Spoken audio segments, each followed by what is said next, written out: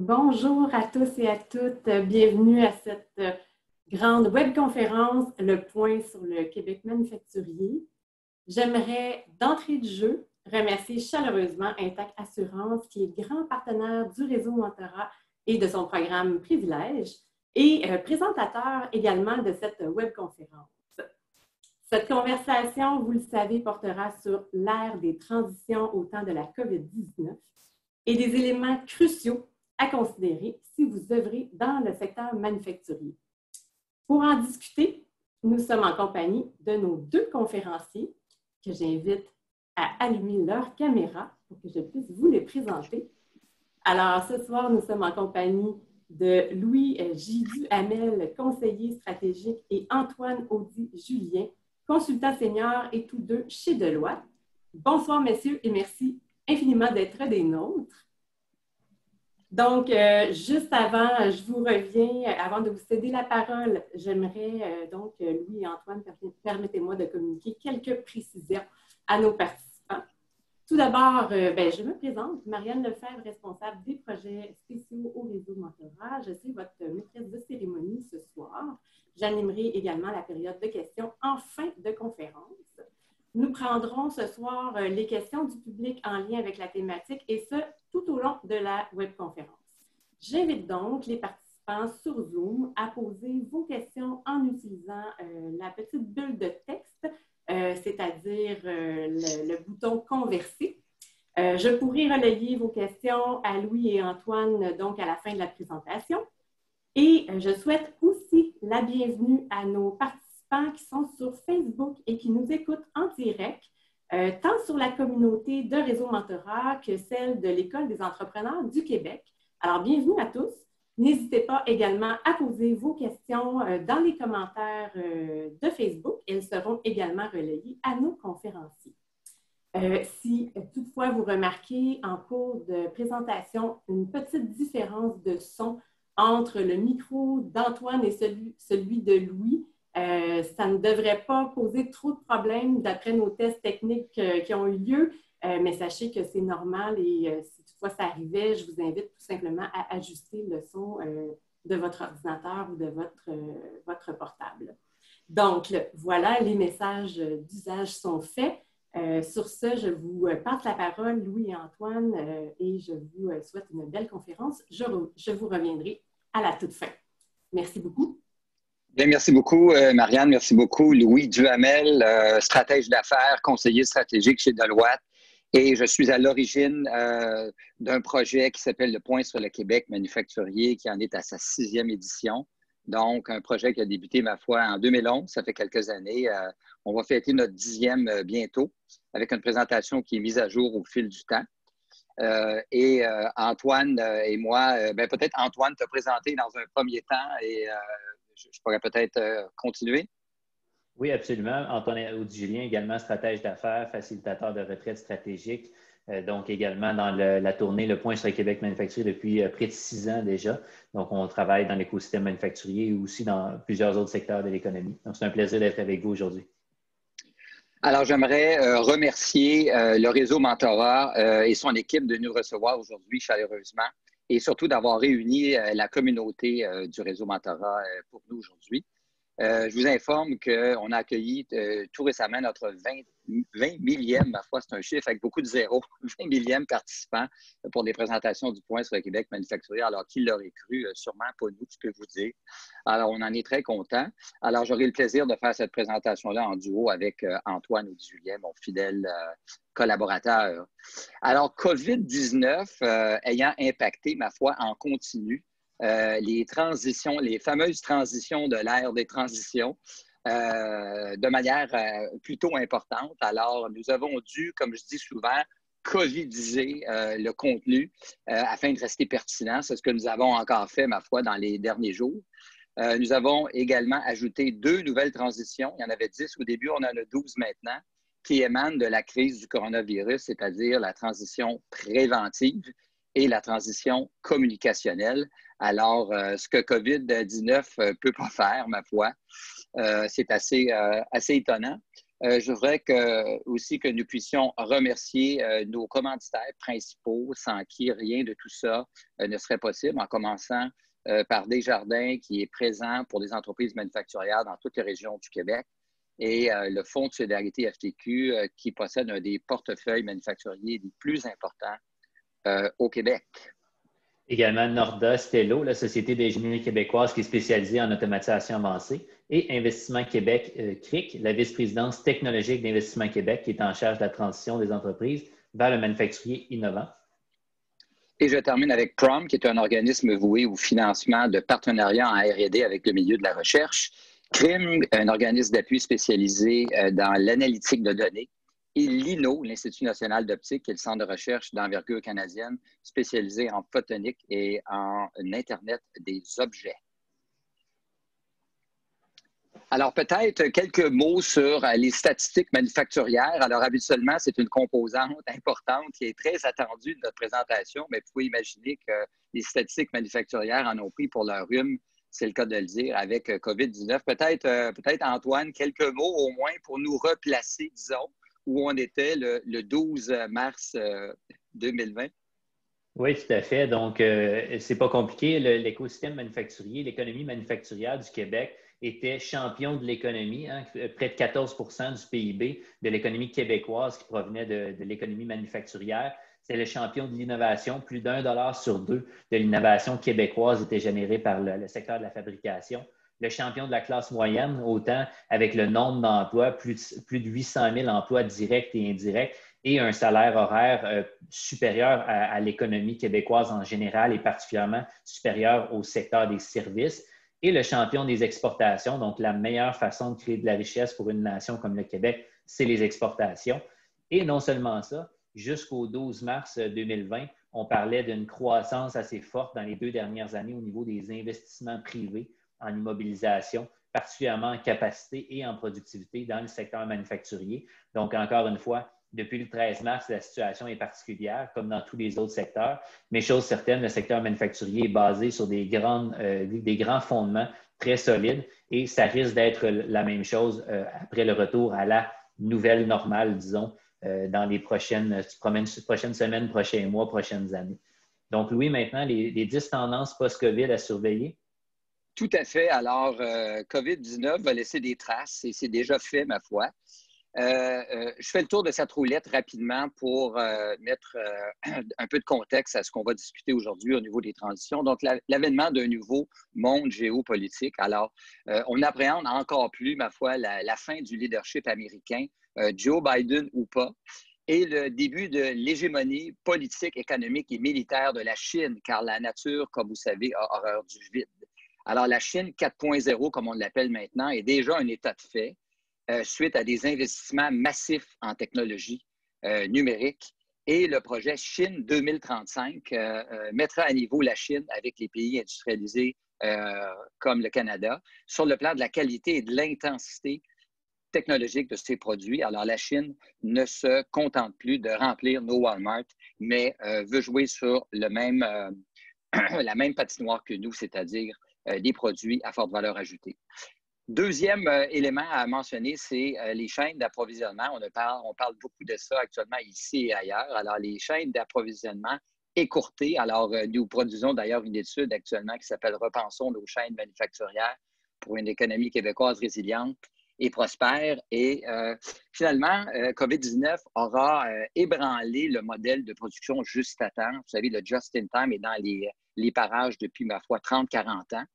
Et c'est la règle d'or depuis très longtemps. Donc, le risque d'avoir des chaînes d'approvisionnement lointaines, comme asiatiques, par exemple, qui passent par de multiples pays, qui comportent une variété de taux de change, est de plus en plus perçu comme insoutenable par un bon nombre d'entreprises.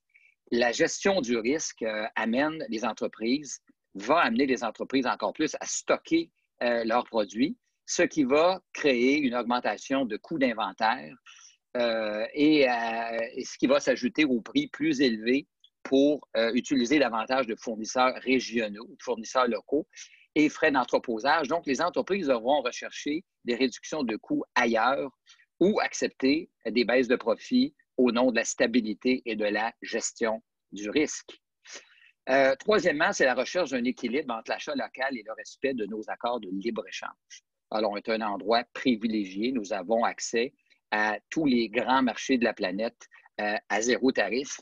Donc, l'achat local est quand même une tendance lourde actuellement dans la population et pas juste au niveau des entreprises. La fibre nationaliste là, et écologique alimente davantage les consommateurs, tandis que la réduction du risque d'affaires, elle, motive l'entreprise. Par contre, le Québec est fortement dépendant des exportations pour sa création de richesse. Je vous rappelle que c'est 48 du PIB. Les exportations, c'est assez majeur. Et donc, les flux de commerce doivent être bidirectionnels et mutuellement favorables, ce qui va poser des limites à l'achat local, même si on trouve que c'est une bien bonne idée. Maintenant, une adoption des meilleures pratiques en communication interne et externe, je vais en parler tout à l'heure, mais avec la pandémie, c'est sûr que les entreprises et les organismes ont compris l'importance de bien communiquer et devront y consacrer de grands efforts dans l'avenir, communiquer avec les employés, avec nos clients, avec les fournisseurs, avec le gouvernement, etc., etc.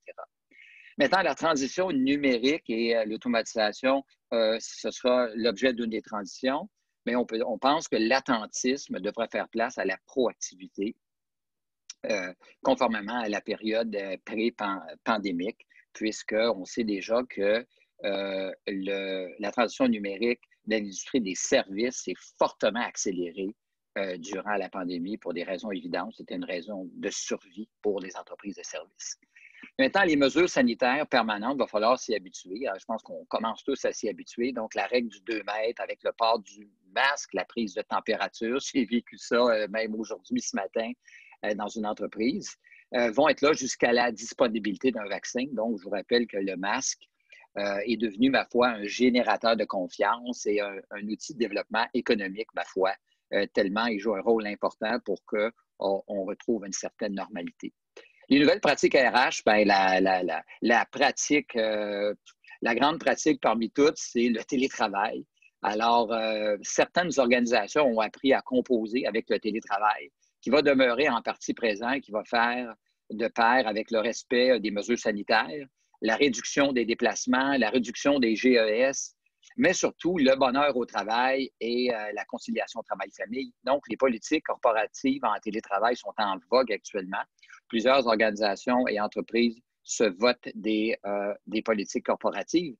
Et donc, un bon nombre d'entreprises, par contre, résistent à permettre le télétravail, ce qui pourrait nuire à leur image de marque et à leur capacité de recruter et de retenir les meilleurs. Comme vous savez, le vieillissement de la population n'a pas cessé avec COVID-19.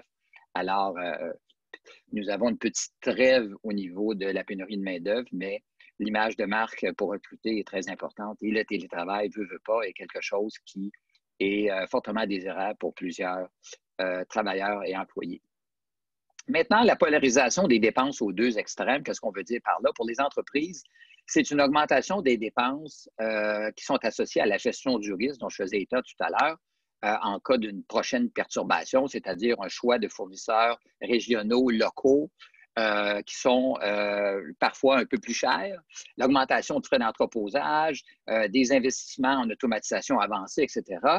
Donc, pour compenser pour ces investissements-là, on peut prévoir une réduction des dépenses dites discrétionnaires. Si vous êtes un fournisseur, ce que vous ne voulez pas, c'est être dans la colonne des dépenses dites discrétionnaires, voyages, déplacements, frais de représentation, membership, etc. Donc, du moins pour un certain temps, ces dépenses-là vont être très, très scrutées. C'est déjà le cas actuellement. Maintenant, aussi l'adoption d'une posture préventive par des entreprises qui mettront l'emphase sur la gestion du risque, qui ne voudront plus jamais revivre ce qu'ils ont vécu, d'être pris par surprise par une perturbation majeure avec des conséquences assez graves. Maintenant, un État plus interventionniste, il va falloir s'y habituer. Le gouvernement a été incontournable, un acteur incontournable durant la période de confinement. Et à la sortie de crise aussi, va jouer et joue déjà un rôle central. Et donc, avec le ralentissement économique qui est avec nous et qui est devant nous, moi, j'aime mieux dire ralentissement que faire de l'inflation verbale, parce que vous savez, c'est très psychologique une baisse dans l'économie. Alors, il faut faire attention à son langage un peu si on veut pas attirer le pire vers nous. Et encore une fois, le gouvernement du Québec va jouer un rôle très, très, très, très important. Au final, 5 grandes tendances lourdes sont fortement challengées par COVID-19. La première, c'est on vit un répit, je crois, temporaire sur le plan de la pénurie de main-d'œuvre qui est encore avec nous. La fin de l'hégémonie, disons, de la production juste à temps. Certaines entreprises ont choisi de garder le risque et de continuer à profiter de cette stratégie-là, et d'autres, comme je le disais tout à l'heure, recherchent davantage de fournisseurs régionaux et locaux. La fin de l'attentisme envers l'automatisation et la transition numérique. Appui financier oblige. On va en parler tout à l'heure. La fin de l'insouciance, donc les entreprises vont avoir un plan B. Ça va de soi. Et la fin de l'absence des communications internes et externes, quelque chose qui n'a pas toujours été vu comme très important ou stratégique. On voit maintenant que les entreprises ont vu que c'était, ma foi, une question de vie ou de mort. Et maintenant, je céderai la parole à mon collègue Antoine pour nous parler de ces fameuses transitions. Merci beaucoup, Louis. En effet, donc 12 transitions, comme l'a dit un petit peu plus tôt Louis. On en avait 10 originalement avant la situation qu'on vit aujourd'hui. Malheureusement, après seulement 2 ou 3 conférences, la COVID est arrivée. On a dû revoir notre position autant sur les contenus de chacune des transitions, mais également sur 2 nouvelles transitions qui ont fait leur entrée, la transition préventive et la transition communicationnelle. Donc, au niveau des 12 transitions, on voit qu'ils sont fragmentés dans 2 thématiques. D'un côté, les transitions préoccupantes, d'un autre côté, les transitions habilitantes. Au niveau des transitions préoccupantes, vous voyez l'autarcique, la générationnelle, inclusive, technologique, financière, préventive. Naturellement, chacune d'entre elles, si elles sont bien gérées, peuvent tout autant devenir des belles opportunités. Et ensuite, on a également les transitions habilitantes qui sont de plus de nature directe, une opportunité autant pour les entreprises que pour l'économie manufacturière ou carrément la société en général. Donc, aujourd'hui, peu de modus operandi, on va vous en présenter 5 de manière un petit peu plus brève tout juste maintenant. On va en couvrir 5 un petit peu plus brièvement. Et ensuite, on va en couvrir 7 de manière beaucoup plus détaillée. On a choisi 7 transitions qui risquent d'être encore plus pertinentes pour vous ici avec nous aujourd'hui. Donc, on va vous présenter celles-ci plus en détail. Maintenant, dans ceux qu'on va présenter un petit peu plus brièvement, la première, c'est la transition inclusive, donc la 3e sur la page en ce moment. On a observé naturellement une hausse significative du taux de chômage dans les dernières semaines, derniers mois. Ça a perduré un petit peu plus longtemps que prévu. De là à affirmer qu'on va finalement voir une fin à l'époque de la pénurie de main-d'œuvre, ça reste à voir. Comme le disait Louis, pour l'instant, c'est plus un répit temporaire. Les échos qu'on a actuellement du marché font en sorte que c'est plutôt une situation qui est encore vécue par les entreprises de voir cette situation de pénurie de main-d'œuvre pour des particularités, des main-d'œuvre très qualifiées ou encore des main-d'œuvre peu qualifiées. Donc, il y a encore des défis de ce côté-là. À voir maintenant, sur le long terme, est-ce que les impacts de la crise vont avoir fait en sorte que les entreprises, suite à la fin des mesures, entre autres, vont avoir des difficultés? Certaines entreprises qui pourraient peut-être laisser aller une partie de leur main-d'œuvre, qui pourraient résorber l'écart qu'on a vécu dans les derniers 10 ans, plus ou moins. C'est possible, mais ça reste à voir. Le cas échéant que le taux de chômage perdurait au-delà de la crise, c'est sûr qu'on observerait une demande un petit peu moins élevée pour des travailleurs immigrants. Mais dans un contexte de transition inclusive, la notion de travailleur immigrant va demeurer assez importante et l'intégration va être la clé du succès. Autant l'intégration qui a déjà été amorcée dans les derniers mois, les dernières années, même avant la crise, comme après, pour la suite des choses, l'intégration, c'est le plus gros défi de la transition inclusive. La rétention des immigrants en région, c'est un enjeu qui était critique avant la COVID, ça va le demeurer encore dans le futur. Un autre enjeu au niveau de l'intégration, c'est le manque d'installation pour accueillir temporairement les immigrants travailleurs en région. Donc, naturellement, les travailleurs immigrants qui désirent un peu vivre la vibe dans une région, comprendre un petit peu la dynamique avant de s'y installer de manière permanente. Et autant ça que l'accès au transport en commun qui est parfois difficile pour accéder au parc industriel. C'est 2 défis sociétaux qui vont devoir être réglés afin d'aider justement une meilleure intégration et une meilleure rétention des travailleurs immigrants dans les régions du Québec pour éviter une exode systématique vers les grands centres, particulièrement vers Montréal. La deuxième transition qui va être couverte un petit peu plus brièvement aujourd'hui, c'est la transition matérielle. Transition matérielle, c'est tout l'engouement pour les matériaux avancés, les matériaux durables, les matériaux recyclés, dans tous les cas qui sont à très forte valeur ajoutée pour les manufacturiers québécois. On a observé que cette transition matérielle-là, qui vient en accélération actuellement, en synergie avec la transition circulaire, naturellement, la transition circulaire qui est issue de l'économie circulaire, on va en parler un petit peu plus tard, elle, plus en détail. Donc, on vous épargne le punch là-dessus. Dans tous les cas, il y a des tendances très lourdes, comme vous le savez, vers l'allègement des matériaux, que ce soit l'électrification des transports, que ce soit au niveau des matériaux de construction et de bien d'autres secteurs. On voit que ça va être des grands vecteurs pour la transition matérielle qui vont forcer les développements des matériaux avancés. Sans oublier dans tout ça, tous les nouveaux matériaux qui sont reliés à la crise sanitaire. Vous avez certainement lu dans les médias, dans les 6 derniers mois, des exemples comme A3 Surface, l'aluminium antimicrobien. On a vu ça partout. Ce genre de matériaux-là qui va être issu de la crise sanitaire ont également déjà fait les manchettes, mais vont le faire encore pour un bout de temps. Ça va être un nouvel engouement vers les matériaux avancés qui vont améliorer les propriétés de base de matériaux existants. Ça va être fort intéressant pour le secteur manufacturier.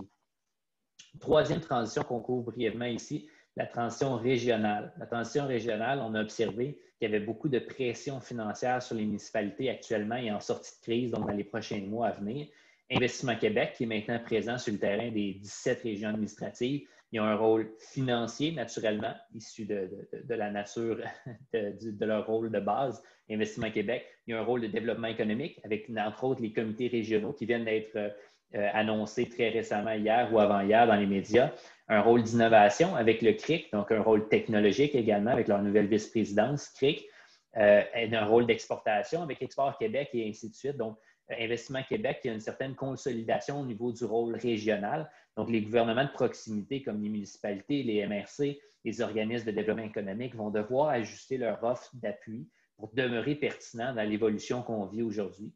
Dans tous les cas, on sait qu'une majorité des fleurons manufacturiers de demain vont provenir des régions. Fini l'époque où on pensait que seulement les grands centres comme Montréal ou Québec ou d'autres allaient être notre salut manufacturier. Le futur du secteur manufacturier se trouve tout autant dans les régions qui sont critiques au succès de la relance manufacturière, comme autant que la relance économique en général.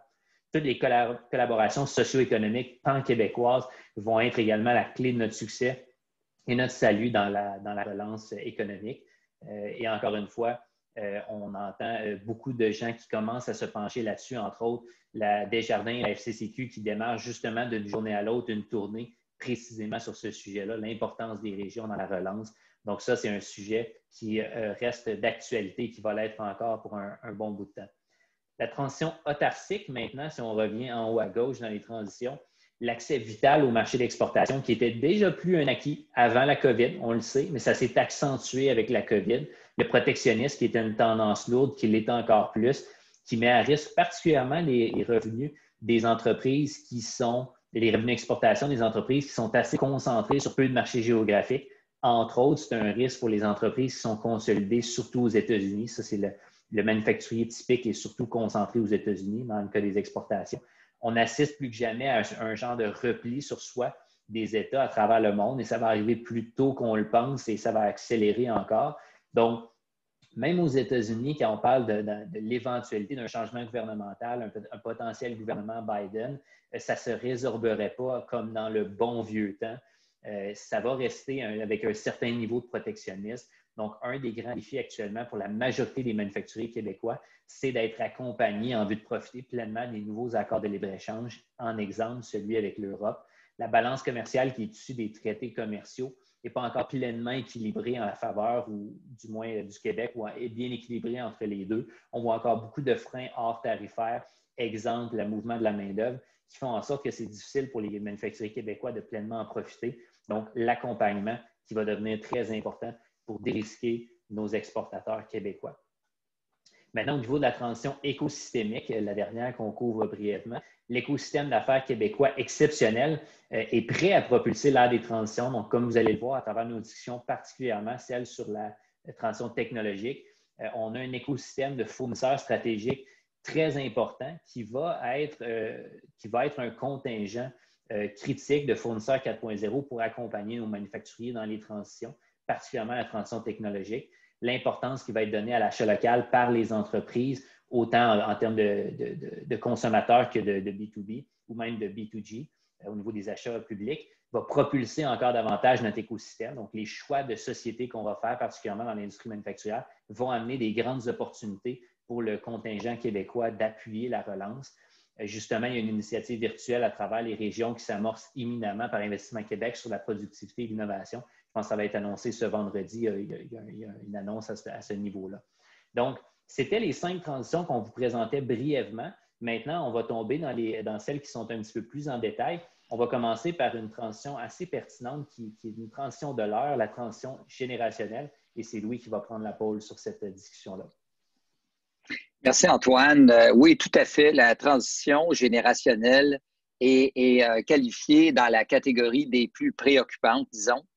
Donc, en sortie de crise, des entreprises, on peut s'attendre à ce qu'il y en ait qui disparaissent et d'autres vont naître. La plupart de celles qui restent vont être quand même fragilisées. Donc, il faut se poser la question, quel sera l'impact de la crise sur l'attitude du propriétaire cédant en fin de carrière? On peut voir les statistiques ici qui n'ont pas beaucoup changé en 10 ans par rapport aux intentions de transfert du cédant qui demeurent quand même assez faibles.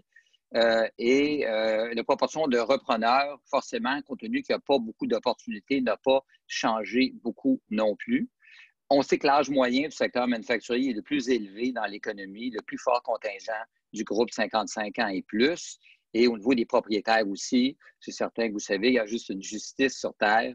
Alors, on parlait de cette chose-là il y a 10-15 ans et on en parle encore et les principaux intéressés sont quelques années plus vieux. Donc, c'est certain qu'une première réaction à prévoir des propriétaires potentiellement cédants, c'est qu'ils soient confortés par l'idée que le capitaine ne doit pas quitter le bateau en pleine tempête. Il faut s'y attendre. Donc, une deuxième motivation à demeurer en poste serait la perte de valorisation de l'entreprise due à la crise, ce qui rendrait le cédant en quelque sorte prisonnier de sa propre entreprise. Le propriétaire serait donc tenté de la revaloriser, la remettre sur pied et lui faire reprendre un rythme de croisière avant de pouvoir la vendre. Donc, une autre raison pour rester serait la disponibilité de mesures d'appui gouvernemental pour relancer les entreprises. On pense, nous, que ça va être le cas. Donc, dans le cas où un nombre élevé d'entreprises se retrouverait dans une situation financière difficile suite à la pandémie, nous serions dans un marché possiblement de repreneurs ayant des liquidités qui pourraient acquérir de belles entreprises finalement pour peu cher. Les entreprises ainsi dévalorisées pourraient être des proies également pour les investisseurs étrangers. Donc, le gouvernement fédéral a déjà paré le coup en imposant son examen des investissements directs étrangers d'entreprises dans des secteurs qui, pour le gouvernement fédéral, menacent la souveraineté nationale, par exemple pour des denrées essentielles. Rappelons-nous que beaucoup d'entreprises sont nées dans des crises. La nécessité étant la mère de l'invention, la sortie de crise procurera aussi des opportunités à des entrepreneurs innovants pouvant mettre en place des nouveaux modèles d'affaires. Assisterons-nous à un boom entrepreneurial manufacturier au Québec? Bien, j'aimerais ça vous entendre sur cette question-là. Maintenant, pour ce qui est de la transition technologique, qui est vraiment sur toutes les lèvres depuis plusieurs années au Québec, on pense qu'il va y avoir une volonté corporative de tout de même réaliser les investissements privés qui s'imposent en rapport avec la transition technologique et numérique de l'entreprise, en autant que des mécanismes financiers appropriés soient disponibles afin de protéger les liquidités de l'entreprise. Donc, qu'est-ce qui nous porte à croire ça? C'est que d'une part, il faut noter que certains paramètres, comme une hausse de la productivité ainsi qu'une baisse de la capacité des usines en général, étaient présentes en 2019. C'était la première année après 5 années de stagnation des investissements privés où on avait quelque chose comme 800 millions d'investissements privés additionnels, ce qui était tout à fait formidable. On l'attendait depuis longtemps. Donc, les conditions étaient favorables le 12 mars dernier, la journée avant le déluge. D'autre part, l'entreprise visera une productivité plus élevée afin de compenser pour une hausse prévue des coûts de matières premières et d'inventaire reliés à l'achat régional dont j'ai parlé, qui sera la réponse de certaines entreprises au risque des chaînes d'approvisionnement mondiales. De plus, les entreprises ont également compris que le numérique offre davantage de flexibilité dans l'appareil de production pour réagir à des situations inattendues et perturbatrices comme celles qu'on a vécues. Enfin, l'automatisation sera perçue comme une solution pour faire face aux exigences liées aux mesures sanitaires actuelles et lors de futurs bouleversements à prévoir, en étant moins dépendante de main-d'œuvre et ainsi améliorer ses chances d'obtenir la permission de rester en opération. Il est clair que la condition gagnante de l'appui gouvernemental et de mécanismes financiers privés également adaptés à cette transition numérique par des institutions financières devrait être présente afin de compenser pour le manque de liquidité des entreprises suite aux pertes de revenus causées par la fermeture partielle de l'économie depuis la crise COVID-19. Un élément important, on a beaucoup analysé les raisons pour lesquelles les entreprises étaient dans l'attentisme depuis plusieurs années sur la transition technologique et on voit maintenant que le dossier d'affaires, surtout quand on parle de numérique, est assez compliqué, assez difficile à produire et qu'on a même de la difficulté à évaluer les coûts de tels projets, d'évaluer les retombées de tels projets et évaluer le temps pour retrouver son investissement. Donc, on voit une tendance chez certains grands équipementiers, par exemple, à vouloir offrir des services autant financiers que techniques, de façon à aider les entreprises à faire du sens avec la chose financière reliée à des investissements qui sont quand même importants, même quand on peut profiter d'un appui financier gouvernemental comme le gouvernement du Québec et le Nouveau Investissement Québec, par exemple, et des institutions financières québécoises comme Desjardins, le Fonds Solidarité et bien d'autres. Donc, actuellement, le dossier d'affaires représente un frein et petit tuyau pour ceux qui veulent avoir de la valeur ajoutée auprès des entreprises. C'est une bonne façon de se démarquer du lot. Alors, Antoine, je te passe la parole pour les suivants. Merci, Louis. En fait, pour ce qui est de la transition circulaire maintenant, vous le voyez, le fameux modèle circulaire, c'est pour nous la réponse économique au changement climatique qui va venir du modèle circulaire, justement. C'est un positionnement différencié qui est de plus en plus recherché, autant par les entreprises que par la clientèle, par les consommateurs. Des consommateurs qui, on le sait, on est dans un monde qui présente des ressources qui s'amenuisent. On sait, d'un point de vue d'affaires, que les rebuts de l'un peuvent devenir la matière première de l'autre. Donc, cette réalité-là, qui est prominente là, dans notre réalité d'aujourd'hui, fait en sorte que l'ancien modèle linéaire où on prenait des matières, on fabriquait, on les utilisait et ensuite on en disposait, vient un peu à sa fin, tranquillement, pas vite. On réduit autant que possible l'étape disposée. Maintenant, on crée une boucle et maintenant, on réutilise les matières utilisées comme les nouvelles matières premières. Donc, cette nouvelle réalité-là, qui était présente avant même la COVID dans un contexte de développement durable, nous, on le voit s'accélérer dans un contexte de post-COVID, positivement, favorablement. C'est une transition qui est inévitable, mais également qui est stratégique. Elle n'est pas juste environnementale. Oui, c'est une question d'environnement à certains égards, mais c'est une question qui a des bénéfices économiques et des bénéfices stratégiques pour les entreprises qui sont majeurs. D'un point de vue, pour une société comme le Québec, ça favorise l'innovation, ça accroît le PIB, ça favorise l'économie locale, l'utilisation de l'achat local, des économies locales. Ça assure également un certain angle sur le développement durable, il ne faut pas se le cacher. Autant que pour les entreprises qui, d'un côté, c'est une source stratégique de diversification, c'est une opportunité de croissance également pour donner accès à des nouveaux marchés, des nouvelles clientèles.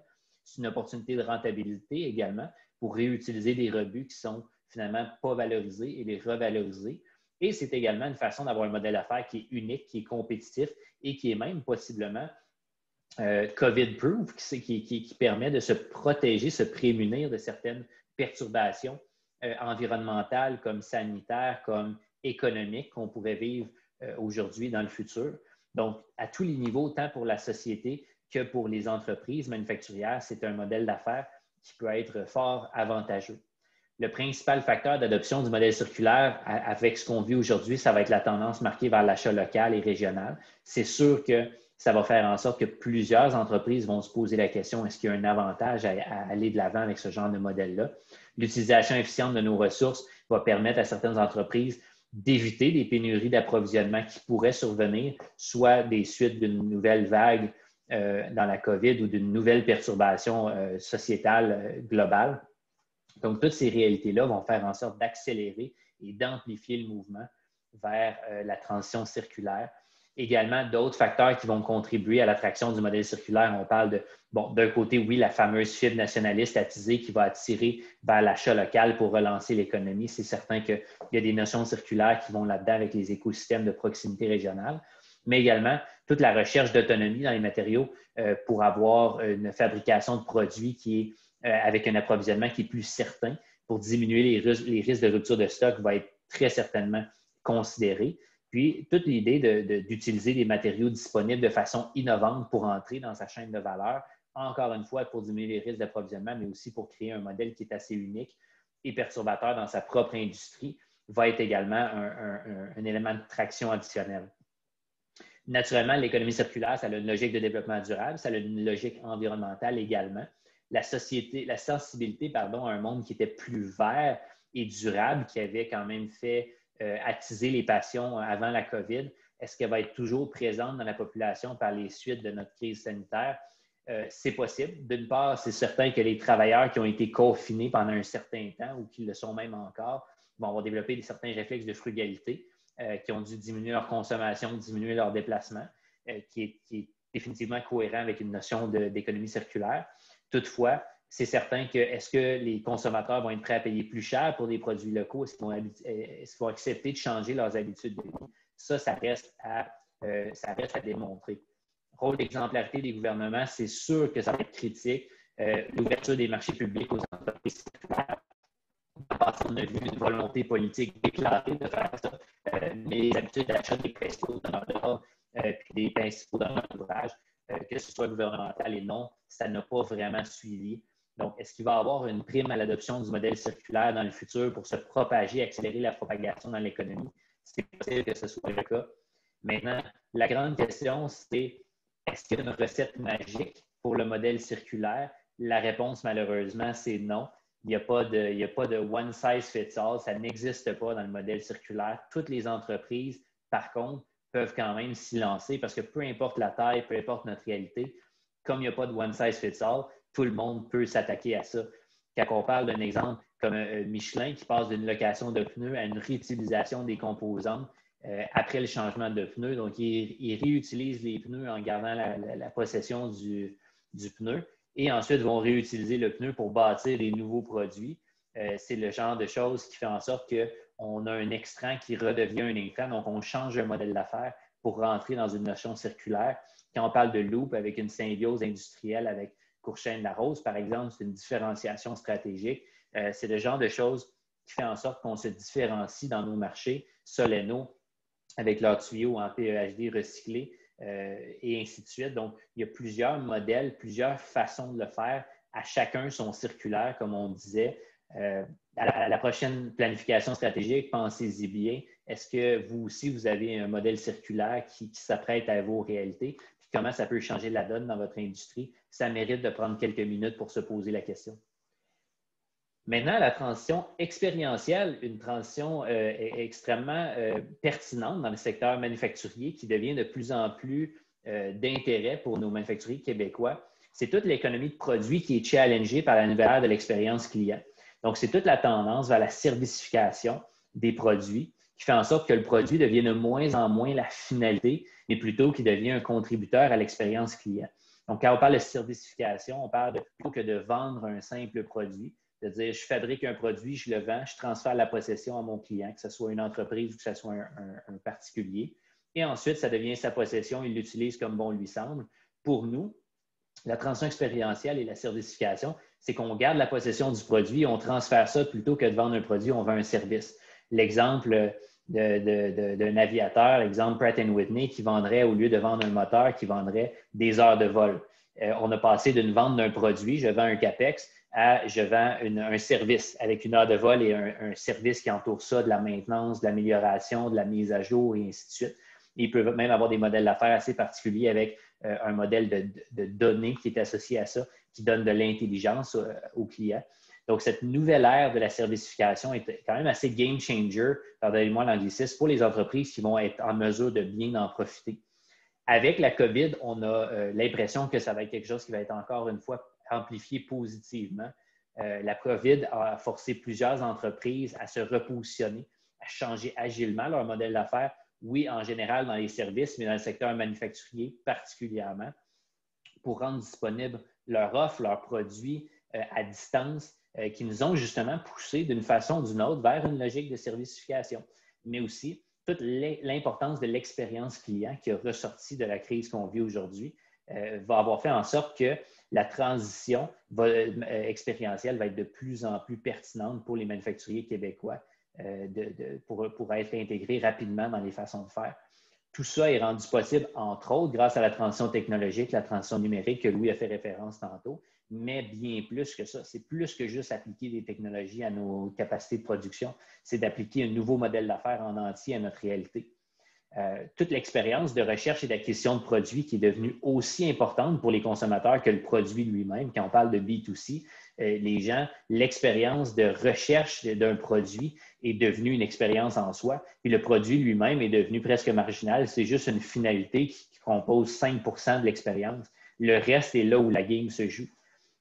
Justement, à cet égard-là, la crise sanitaire va avoir laissé des traces, va avoir amené les entreprises à démontrer une transparence totale de leur rigueur, de leur processus et va avoir fait en sorte que la traçabilité est d'autant plus importante qu'elle l'était avant.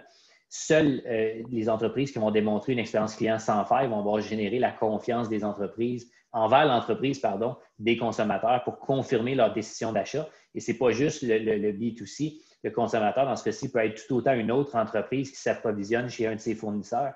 Donc, toute cette expérience-là, qu'elle soit servie en personne, en virtuel, de toutes les façons possibles, que ce soit du B2B ou du B2C, que ce soit un secteur d'activité ou un autre, les façons de consommer ont évolué, les façons de travailler, de collaborer avec ses fournisseurs ou avec les entreprises avec lesquelles on fait affaire vont avoir évolué. Les consommateurs sont beaucoup plus avertis aujourd'hui. Les consommateurs consomment en ligne, recherchent une expérience plus qu'un produit.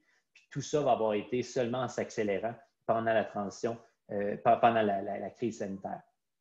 Toute la transition à la servicification dans le secteur manufacturier va avoir aussi eu d'autres impacts, entre autres sur la situation financière des entreprises. Quand on parle d'un client qui peut éviter des grosses sorties de fonds en CAPEX en n'achetant plus un produit, mais en y allant avec une approche plus de service, qui va payer pour un service mensuel ou un service basé sur l'utilisation plutôt que d'investir massivement dans un produit. Ça va faire en sorte qu'on a peut-être un modèle très intéressant pour des entreprises qui ont été fragilisées. Par contre, du côté de l'entreprise manufacturière qui produit le produit en question, pardonnez-moi la redondance, bien, ça fait en sorte qu'on a besoin de changer notre modèle d'affaires, notre modèle de financement parce qu'on garde maintenant possession du produit en question. Donc, il faut trouver des nouvelles façons de travailler pour être capable de mettre en place ces nouveaux modèles d'affaires-là. Mais c'est un transformateur d'industrie et c'est quelque chose de majeur que les manufacturiers québécois comme les manufacturiers mondiaux sont en train de réaliser.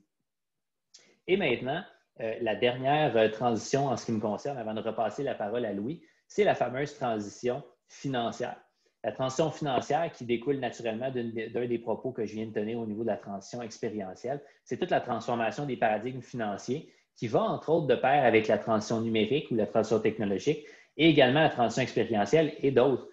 Donc, toute cette transformation-là de la fonction finance qui est provoquée par les transitions qu'on a fait référence, d'autres comme la circulaire qui également change le modèle d'affaires, la générationnelle qui va peut-être créer des effets sur l'économie manufacturière, va exiger un ajustement immédiat, autant des entreprises que des institutions financières. Donc, les deux doivent s'adapter et la crise qu'on a vécue aujourd'hui et dans les derniers mois fait en sorte que cette réalité-là va s'être accélérée.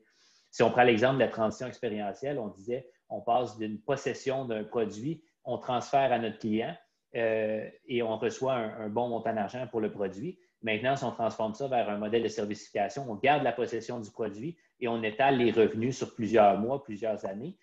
Au final, ultimement, c'est très avantageux. La rentabilité globale est très favorable. On a une bonne rétention des revenus récurrents, et ainsi de suite. Mais il faut en transformer notre modèle financier. C'est la même chose pour les institutions financières qui doivent maintenant fournir des produits financiers qui vont s'adapter à cette réalité-là. C'est la même chose pour la transition circulaire, qui fait en sorte que l'achat local va peut-être avoir un risque d'augmenter légèrement les coûts d'approvisionnement, mais qui va dérisquer les entreprises par un approvisionnement plus certain et des stratégies d'approvisionnement qui sont beaucoup moins risquées et avantageuses pour les entreprises. Donc, de ce côté-là, encore une fois, ce genre de transition-là va avoir des impacts immédiats sur les entreprises, mais les institutions financières qui doivent également s'adapter.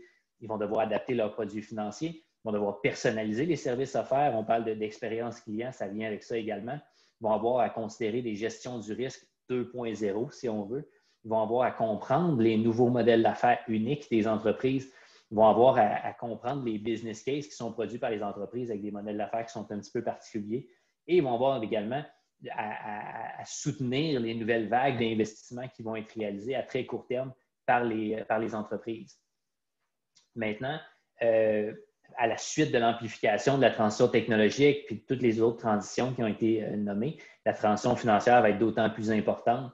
La fonction finance qui va devoir intégrer plus que jamais dans les entreprises manufacturières la notion de risque parce que la logique financière a changé pour les entreprises. On va devoir compenser pour des coûts additionnels reliés à la fin du système just-in-time, entre autres.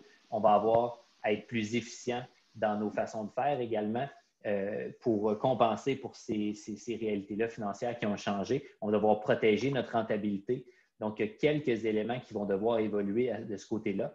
Et avec les nouveaux investissements qui s'en viennent, les fonctions finances vont devoir être plus à l'affût que jamais. Ils vont devoir être des partenaires stratégiques des entreprises. De leur propre entreprise, vont avoir un rôle beaucoup plus stratégique à jouer. Donc, pour terminer, les deux dernières brèves transitions sont la transition communicationnelle et la transition expérientielle. Je te laisse, Louis, nous en parler. Tout à fait. Donc, la transition communicationnelle, les entreprises manufacturières sont en général moins portées vers l'augmentation de leur notoriété et de la promotion de leur image de marque. D'une part, parce qu'elles fonctionnent souvent dans une logique B2B dont Antoine nous parlait tout à l'heure, donc d'entreprise à entreprise.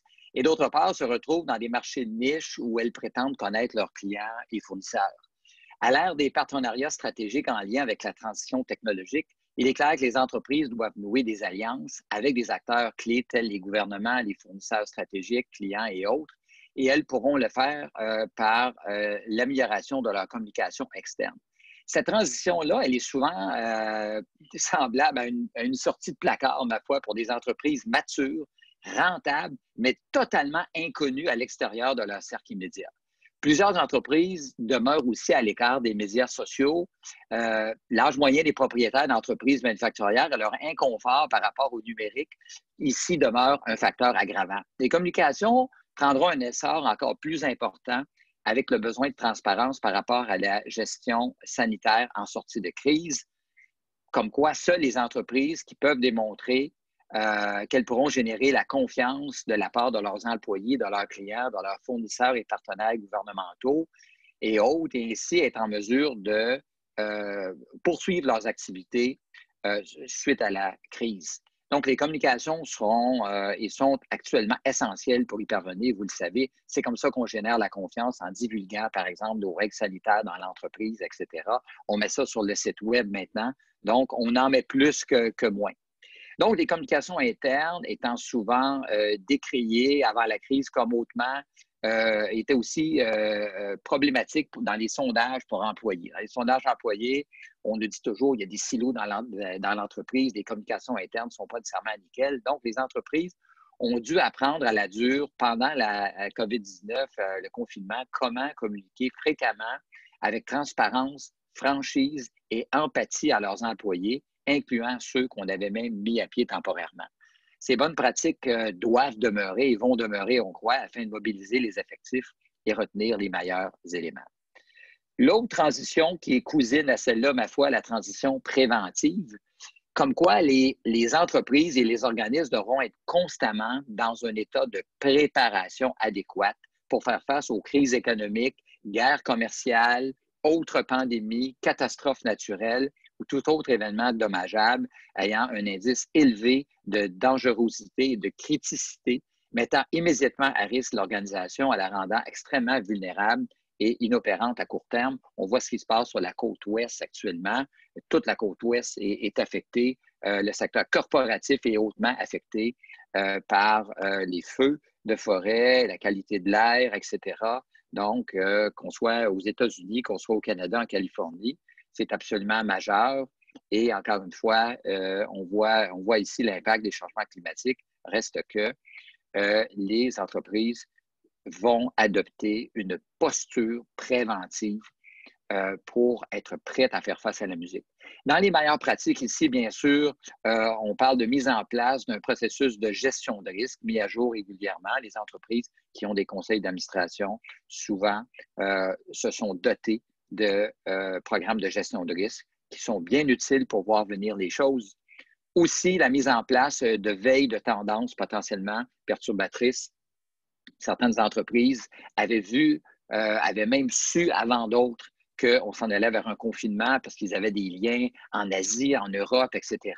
Et donc, avaient même cette fois-ci un degré de préparation plus élevé que d'autres.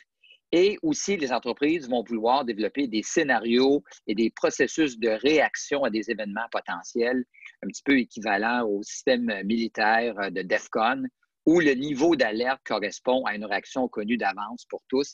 Le programme des couleurs récemment annoncé par le gouvernement du Québec va exactement là dans ce sens-là. Si on sait que c'est jaune, on sait ce qui se passe. Si ça devient orange ou si ça devient rouge, on sait ce qui va se passer. Alors, les entreprises vont vouloir pour être en mesure de prévoir le pire et rapidement de s'adapter et de bouger.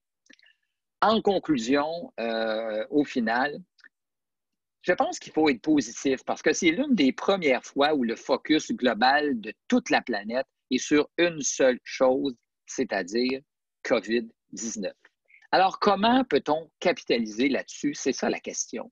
Alors, quelles institutions, entreprises, nouvelles tendances et pratiques seront créées par rapport à d'autres moments charnières de l'histoire?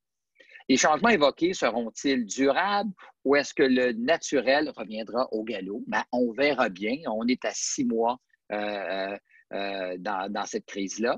Et est-ce qu'une année ou plus peut provoquer un changement de manière durable? Et comme dit le sondage Jean-Marc Léger, ici, pour le savoir, il est urgent d'attendre. Une chose est sûre, le manufacturier est la carte maîtresse de la reprise de l'économie. Et le gouvernement du Québec l'a bien compris, le gouvernement canadien aussi. Seul un secteur de la fabrication fort et résilient nous permettra d'atteindre une certaine souveraineté manufacturière, notamment dans les secteurs névralgiques, permettant ainsi de maintenir des emplois de qualité bien rémunérés, créer de la richesse avec nos exportations, miser sur l'innovation des procédés, des produits et de l'expérience client. Et oui, d'apporter une contribution significative aux finances publiques qui, je vous signale, en auront bien besoin. Alors, je vous remercie beaucoup de votre écoute aujourd'hui et on va pouvoir passer à la période de questions et de commentaires aussi, questions ou commentaires que vous pourriez avoir sur le sujet. Merci beaucoup. C'était un plaisir de vous entendre et de vous suivre à travers ces transitions.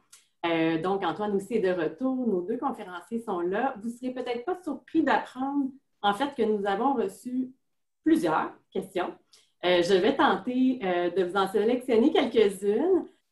Tout d'abord, une question de Hubert Rioux qui nous demande, en fait, qui vous demande quel rôle devrait jouer l'écosystème financier québécois et en particulier les sociétés d'État et les fonds de travailleurs pour favoriser la relocalisation industrielle et la substitution des importations manufacturières. Je pense que c'est une question qui interpellait Louis, hein? Oui, tout à fait. Alors, excellente question parce que c'est quelque chose dans laquelle on croit beaucoup.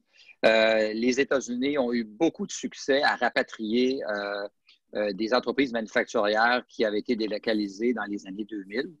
Les institutions d'enseignement financières, comme celle que vous avez mentionnée, pour augmenter sa productivité, pour aller vers des projets d'innovation technologique, numérique, etc., c'est sûr que ça prend du capital, ça prend des investissements. Et ces joueurs-là ont une posture idéale pour aider les entreprises à faire face à ces investissements-là parce que si, par exemple, vous décidez de choisir, par exemple, de rapatrier une production, si ce produit-là était fait à l'étranger, probablement qu'il était produit peut-être un petit peu moins cher qu'on aurait ici. Donc, c'est certain que ça demande une entreprise qui est très performante, qui est très productive pour être capable de l'offrir sur le marché nord-américain à un coût optimal. Donc, encore une fois, il y a un travail des entreprises en amont qui doit être fait et aussi la compréhension de ce facteur qu'on appelle le coût total de possession. Donc, il y a une équation financière au niveau du coût total de possession. Une fois qu'on a calculé l'entretien du produit, qu'on a calculé le service du produit, sa durabilité, etc., les coûts de transport qu'on évite, les coûts d'inventaire, de stockage qu'on évite et tout ça. Quand vous mettez tout ça dans la balance, peut-être bien que le produit fabriqué au Québec fait beaucoup de sens. Donc, il y a une logique économique. Et ça, je pense que les entreprises aussi peuvent profiter d'institutions financières qui peuvent aider les entreprises à comprendre cette logique-là. Dernière chose que j'ajouterais peut-être là-dessus, c'est que le rôle des sociétés d'État, c'est également d'exemplarité, un rôle d'exemplarité au niveau des marchés publics. L'ouverture des marchés publics à des entreprises québécoises qui voudraient fournir ce genre de produits-là est critique. Si les marchés publics ne sont pas les premiers à contribuer à créer le marché pour des produits qui sont stratégiques, névralgiques pour le Québec, c'est certain que ça va être difficile il ne faut pas parler des deux côtés de la bouche, ça va être difficile d'avoir une production qui fait du sens où on va chercher une masse critique si c'est difficile d'aller chercher les marchés publics. C'est peut-être la seule chose que j'ajouterais. Bon point. Merci. Vous aviez parlé, Antoine, en début de conférence, de l'importance des régions dans la relance. On a une question de Stéphane Parent. En fait, il demande, avec la disparition des salons et des événements d'affaires, quel sera le rôle des associations sectorielles? C'est une bonne question. Louis, je pense que c'est quelque chose qui tient justement particulièrement à cœur les régions. Je ne sais pas si tu veux commencer. Les associations sectorielles offrent toute une gamme de services. Ce serait réducteur de parler d'événements présentiels seulement. Alors, elles offrent des services aux entreprises qui peuvent être de nature technique. Certains créneaux à quart, par exemple, ont des services plus de nature technique. Et des services commerciaux aussi de développement de clientèle, des services au niveau de l'innovation par rapport à des développements de nouveaux produits, nouvelles technologies. Donc, moi, je pense qu'on apprend à travailler avec les modes virtuels. On peut faire pas mal de choses qu'on aurait cru impossibles avant. Certains organismes se sont assez bien replacés avec des modes, des plateformes virtuelles, par exemple, même pour faire des événements de réflexion, comme celui-ci d'ailleurs aujourd'hui. Et aussi, quand on met notre masque, comme je disais tout à l'heure, et qu'on respecte les règles sanitaires, j'étais dans une entreprise aujourd'hui, on a bien fait les choses. Je pense qu'on était tous conscients du risque, tous conscients, un peu comme au restaurant, on se lève, on met le masque, on s'assoit, on peut enlever le masque. Vous voyez ce que je veux dire? Alors, quand même, on peut faire un bout de chemin avec ça, même si on a tous hâte de revenir comme on était avant, c'est certain. Mais je pense moi, je crois beaucoup à l'écosystème d'affaires au Québec, aux organismes. On est très gâtés. Il y a une richesse incroyable au Québec dans les 17 régions administratives de ces organismes-là qui sont au front avec les entreprises actuellement. Et je pense qu'on peut célébrer ça et il faut continuer de les appuyer et continuer de reconnaître leur valeur en tant qu'entreprise. Dernière chose peut-être sur justement les associations, c'est qu'on a un écosystème d'accompagnement, on l'a dit dans la transition écosystémique, qui est extrêmement riche. On a un contingent québécois 4.0 qui est phénoménal. Le problème, c'est à deux niveaux. D'un côté, on a des entreprises qui ne sont pas toujours au courant de justement tout ce qui s'offre. Un des rôles des associations, c'est de faire connaître cet écosystème-là, faire en sorte de mettre les bonnes personnes en relation avec les bons fournisseurs. Donc, mettre ce réseautage-là fournisseurs-entreprises est critique parce que pour réaliser la transition, il faut se faire accompagner, il faut se faire aider de toutes sortes de façons, que ce soit par des pairs, que ce soit par des experts, que ce soit par des fournisseurs. Il faut se faire aider. Et puis, c'est un rôle critique pour les associations d'aider à ce réseautage-là. Si je peux ajouter Si je peux ajouter une petite chose, on a vu avec les comités de développement économique 170 personnes qui précisément ont été nommées pour appuyer Investissement Québec dans les régions, pour identifier des opportunités et autres. Et on a vu qu'il y a bon nombre d'organismes de développement économique et même de chambres de commerce qui sont nommés dans ces comités-là. Donc, je pense que le gouvernement a reconnu aussi ce que je disais tout à l'heure, la richesse de l'écosystème d'affaires et des organismes associatifs ou non que l'on retrouve et qu'on a demandé, à qui on a demandé de l'aide finalement, de s'impliquer davantage avec le gouvernement et Investissement Québec. Donc, je pense que ça regarde bien. Tout à fait. J'en ai une autre ici. Si nous sommes une entreprise manufacturière vraiment modeste, mais dynamique, est-ce qu'il y aurait certaines transitions plus critiques et incontournables malgré la taille de notre entreprise? Je vous laisse décider qui répond. Je peux commencer avec un petit angle. C'est certain qu'une des premières étapes qui est critique, c'est la transition technologique. Il ne faut pas se le cacher, la transition technologique, comme le dit Louis un petit peu plus tôt, c'est un passage obligé. Il faut être productif sur les marchés mondiaux, il faut être productif sur nos marchés locaux, il faut être capable de également se prémunir de perturbations additionnelles qui pourraient survenir. Donc, tout ce qui est de la transition technologique, et ça va demander des efforts, ça va demander des investissements humains comme des investissements financiers, mais c'est un passage obligé sans quoi on risque d'avoir une entreprise qui va être trop peu compétitive sur ces marchés locaux comme internationaux. Mais pour le reste, je vais être curieux d'entendre Louis, mais c'est certain que c'est toujours une question individuelle. C'est une question de bien faire son diagnostic, à savoir c'est où nos game changers, c'est où les endroits où dans notre industrie, dans notre entreprise, on a les plus gros gains à faire. On a parlé justement un petit peu plus tôt avec Louis dans l'étude qu'on est en train de réaliser sur les chaînes manufacturières, qu'il y a certaines industries qui ont des opportunités de fabrication locale, qui ont des opportunités de repenser ou de reconfigurer leur chaîne manufacturière. Puis chacune d'entre elles font face à des défis particuliers. Donc, chacune des transitions, c'est justement ça la beauté. Chacune des industries peut choisir et chacune des entreprises peut choisir les transitions qui vont avoir le plus de valeur pour eux et les mettre en œuvre. Mais Louis, si tu as d'autres commentaires par rapport à ça? Ben oui, je suis tout à fait d'accord avec la transition technologique. On parle de compétitivité de l'entreprise ici et c'est la base. Donc, une entreprise compétitive, toutes les opportunités s'offrent à elle, dont celle de l'exportation. Et sur l'exportation, je dirais un défi on parle de ça depuis longtemps au Québec, la diversification des exportations. On ne peut même plus prendre pour acquis l'accès à notre plus important partenaire. La plus grande relation économique entre deux pays, le Canada et les États-Unis dans le monde, et on ne peut plus prendre ça pour acquis. Comme vous savez, on n'est pas à un tarif près, là, alors on verra s'il y a un changement à la Maison-Blanche ou non. Mais je pense qu'il y a des lobbies très puissants aux États-Unis qui influencent les gouvernements et les font plier. On a vu le lobby du bois, de l'aluminium et d'autres.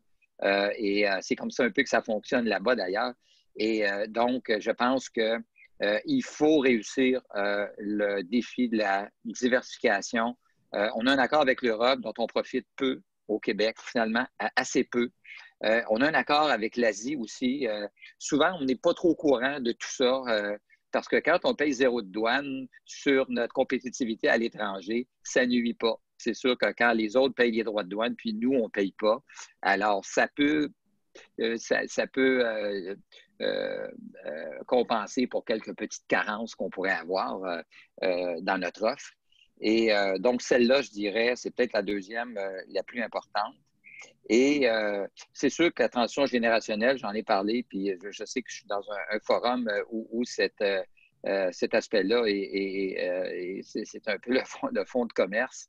C'est tellement admirable de voir des entrepreneurs qui redonnent pour aider des nouvelles entreprises, des jeunes entrepreneurs.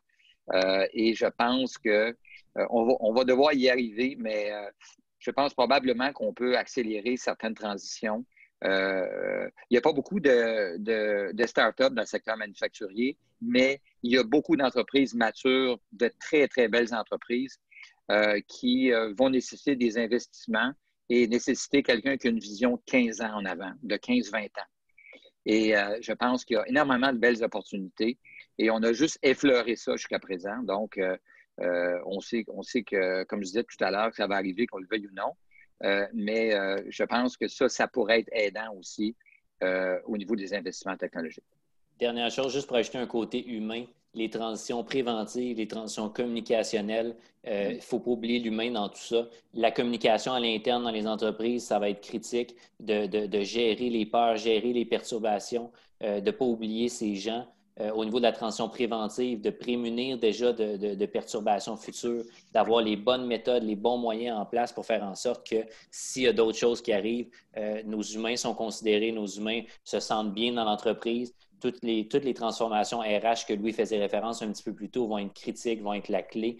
On parle de transition technologique, il y a toute la notion humaine derrière ça, l'écart de compétences, la transformation des compétences. On va devoir repenser comment on fait la formation, comment on amène nos gens avec nous dans cette évolution-là. Ce n'est pas une question de remplacer l'humain par la technologie, c'est une question de travailler conjointement avec la technologie et l'humain, les fusionner ensemble pour travailler, créer des synergies entre les compétences d'un robot, les compétences d'un humain, les compétences de tout ce qui est informatique, digital, numérique. Donc, c'est tout ça aussi. Puis ça, cette transition-là n'est pas vraiment une transition nommée, c'est vraiment transversal à travers nos 12 transitions, mais l'aspect de l'humain va être vraiment important. Ce n'est pas juste au niveau des entreprises. Le monde de l'éducation va devoir s'adapter, les gouvernements vont devoir s'adapter, les institutions financières. Donc, c'est vraiment à tous les niveaux. Et puis ça, il ne faut juste pas oublier le rôle de l'humain dans tout ça. Je suis bien d'accord. Ça répond d'ailleurs à la dernière question que j'avais à vous relayer, à savoir les challenges humains à travers toutes ces transitions évoquées. Mais je pense que, Antoine, vous venez d'y répondre à travers ce mot de la fin. Je vois le temps qui file. J'aurais eu encore quelques questions à vous relayer, mais donc peut-être qu'on pourra avoir la chance de poursuivre cette discussion-là sur les médias sociaux. En tout cas, je vous promets de vous les envoyer. Vous pourrez peut-être y répondre à travers des communications futures. C'est ce qui conclut, en fait, notre webconférence d'aujourd'hui. Merci beaucoup, Antoine et Louis. Merci à vous deux. Ça a été un plaisir de discuter avec vous aujourd'hui, de vous entendre avec cette présentation extrêmement pertinente. Merci beaucoup. J'ai vu passer en commentaire, en fait, plusieurs fois, bonne nouvelle, l'enregistrement d'aujourd'hui sera disponible et sera envoyé aux participants par courriel demain. J'aimerais également à nouveau remercier très chaleureusement notre grand partenaire Intact Assurance, qui était le présentateur de l'événement aujourd'hui. Petite publicité, notre prochaine webconférence s'appellera « Conjuguer entrepreneuriat féminin et mentorat ». Elle aura lieu le 7 octobre prochain en présence de 2 mentorés du réseau Mentorat ainsi que de Nadine Renaud-Tinker, présidente de la RBC Banque Royale, direction du Québec, à ne pas manquer. Et je termine en vous invitant, si vous avez envie d'être mentoré ou même de devenir mentor, c'est à une seule adresse que ça se passe, réseaumentorat.com. Alors voilà, je vous souhaite une excellente soirée et prenez soin de vous. À la prochaine. Merci beaucoup. Merci à tout le monde. Merci d'être là. Merci.